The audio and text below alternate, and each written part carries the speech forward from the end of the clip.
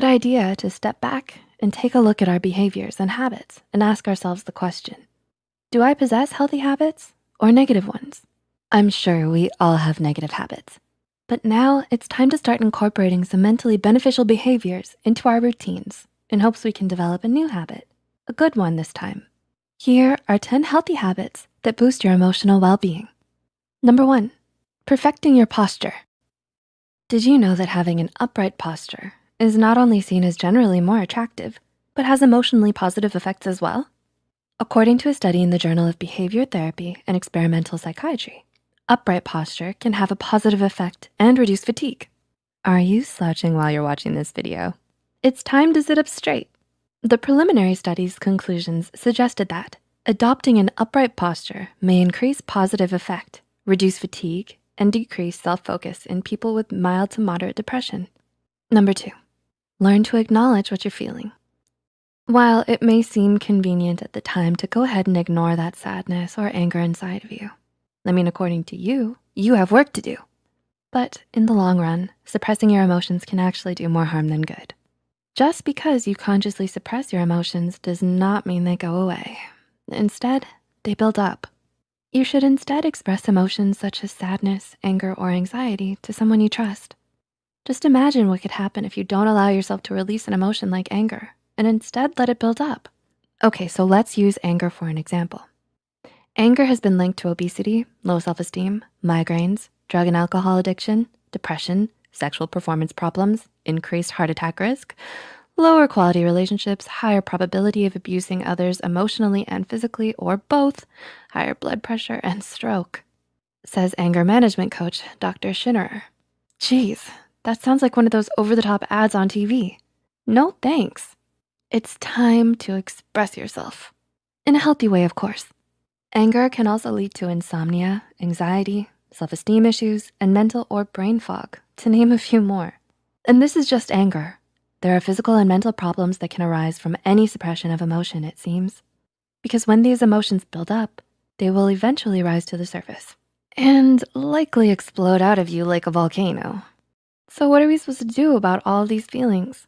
Well, anger coach Schinnerer suggests one way to break this cycle, and that begins with mindfulness.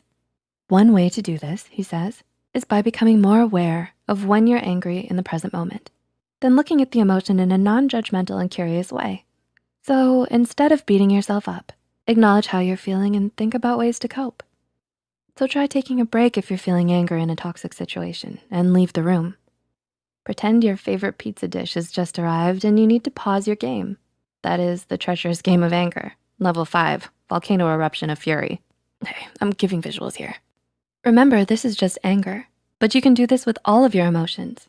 We can't always control what we feel, but we can control what actions we take once we're triggered.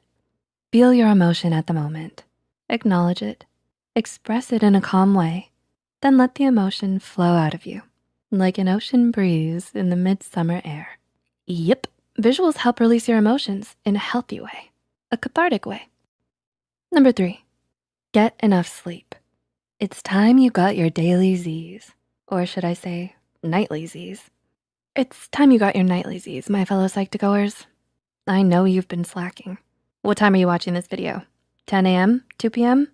Don't say 3 a.m., don't say 3 a.m. It's 3 a.m., isn't it? The truth of it all is sleep is vital to your mental health and emotional well-being. Sleep helps repair and renew all of the cells in our bodies. Every time we lay down on that pillow and go to our blissful dreams, we wash away any toxins that can build up throughout our day. With enough sleep, we can have quicker reflexes, more mental clarity, and simply feel better. So if you're watching this way past your bedtime, it's time to sleep after this video. Number 4, exercise regularly. Life can get hectic and busy, but that doesn't mean we should neglect our health.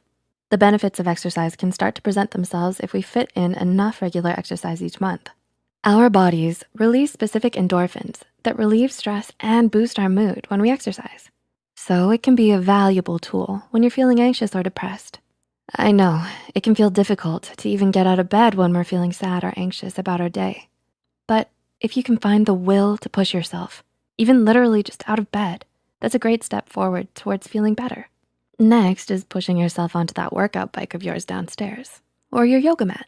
Number 5, make socialization part of your routine. When we're distracted or busy, we can forget to socialize with the ones we love. Whether we have friends or not, it's best to get out there and practice a bit of socialization. According to the National Institute of Health, social connections might help protect health and lengthen life. Scientists are finding that our links to others can have powerful effects on our health, both emotionally and physically. So maybe volunteer at an organization you're passionate about.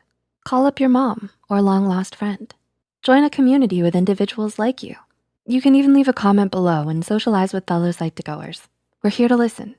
Whatever you do, it's best to open up and express how you feel to someone, Psych2Goers included. Number 6, think before you act. Oh boy, how many of us have jumped up and blurted out the first thing we think of in excitement? Like that time my friend was telling me about the loss of her goldfish crackers and I blurted out, "Crackers? The cheesy one?" Just me? Yeah, she didn't have any crackers. I mean, not the snack at least. Let's not get them confused again. The thing is, we can act before we think. When we first need to calm down our strong emotions before taking action. Sometimes before even processing a request or comment, we fill in the blank with what we think someone else means. In my case, I thought she said, "We got some goldfish crackers." But what she really said was, "The funeral preparations for my goldfish crackers has already begun." I get But often people can interpret something said with normalcy as something cruel intended due to our own negative feelings. So it's best to think and process what's really being said before you act. Number 7, be present in the moment.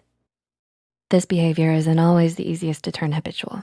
We can often ruminate on our worries throughout the day. These worries can create anxiety and pile up. Instead, try focusing on one task at a time. If you find yourself struggling, try noticing the physical sensations around you, what you're smelling, tasting, hearing. This will help ground you back to reality and calm you down. Number 8, take a break and practice self-care. Congratulations. Watching this video is a part of practicing some self-care and relaxation. The calmness of learning habits to boost your emotional well-being. Are you feeling it now? It's important to take a break when life gets too busy or challenging and do something we love. If that's simply watching a few YouTube videos in quiet solitude, go right ahead. If it's taking a relaxing, warm bubble bath, get the water running because it's time for some you time. If you still feel like your days are too busy, you can simply try taking a moment to do some deep breathing and lower your heart rate.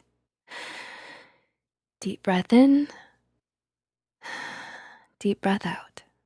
Number 9, don't make social media a habit.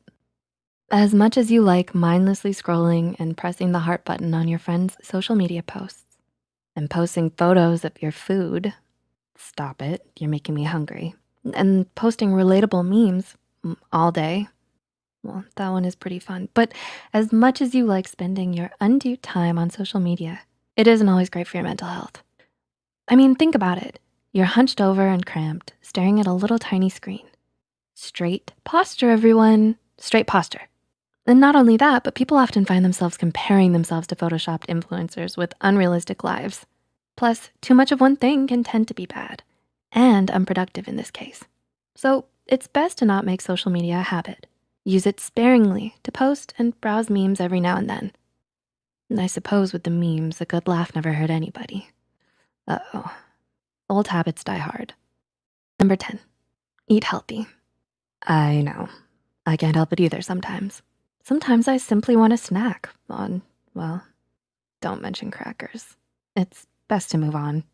But a healthy diet not only helps your brain, but your body as well. So take it easy on the snack food for now. And instead, recognize those delicious leafy greens and bright colored fruits will only add to your good mood. You can start by trying to include foods rich in omega-3 polyunsaturated fatty acids. Research has shown that these nutrients restore structural integrity to the brain cells necessary for cognitive function. And it can boost your mood. These nutrients are commonly found in nuts, flaxseed, and fish.